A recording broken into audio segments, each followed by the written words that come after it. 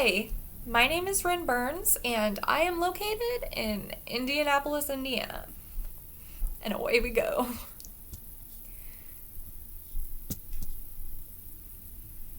Hello, world. I'm Ren, and welcome to Crash Course Computer Science. Over the course of this series, we're going to go from bits, bytes, transistors, and logic gates, all the way to operating systems, e-commerce, and robots. No, we're not going to teach you how to program. Instead, we're going to be exploring a broad swath of computing topics, both as a discipline and as a technology. Computers have become the lifeblood of our world. If they were to suddenly turn off all at once, the power grid would shut down, cars would crash, planes would fall, water treatment plants would stop, stock markets would freeze, trucks with food wouldn't know where to deliver, and employees wouldn't get paid. Even most non-computer objects, like DFTBA shirts and the chair I'm sitting on, are made by factories powered by computers. Computing touches nearly every aspect of our daily lives. And this isn't the first time we've seen this sort of transformation through technology. Advances in manufacturing during the Industrial Revolution brought a new scale to human systems in agricultural, industry, and domestic life. Mechanization meant superior harvests and readily available food, mass-produced goods, cheaper and faster travel and communication, and, in general, a better quality of life. Computing technology is doing the same right now, from precision agriculture or automated farming, in medical equipment to global telecommunications and educational opportunities, and very soon, new frontiers like virtual reality and self-driving cars. We are living in a time likely to be remembered as the electronic age. Because ASCII was such an early standard, it became widely used and critically allowed different computers built by different companies to exchange data. This ability to universally exchange information is called interoperability. However, it did have a major limitation. It was really only designed for English.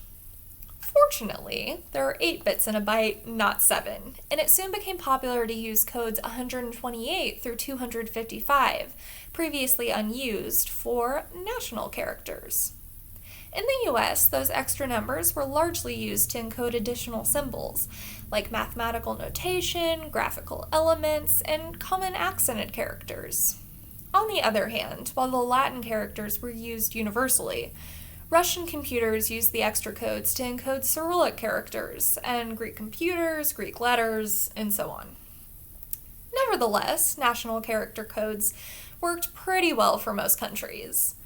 The problem was, if you opened an email written in Latvian on a Turkish computer, the result was completely incomprehensible.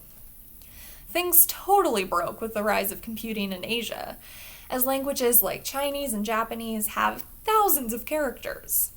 There was no way to encode all those characters in 8 bits. In response, each country invented multi-byte encoding schemes, all of which were mutually incompatible. The Japanese were so familiar with this encoding problem that they had a special name for it, mojibake, which means scrambled text. And so it was born. Unicode, one format to rule them all. Devised in 1992 to finally do away with all of the different international schemes and replace them with one universal encoding scheme.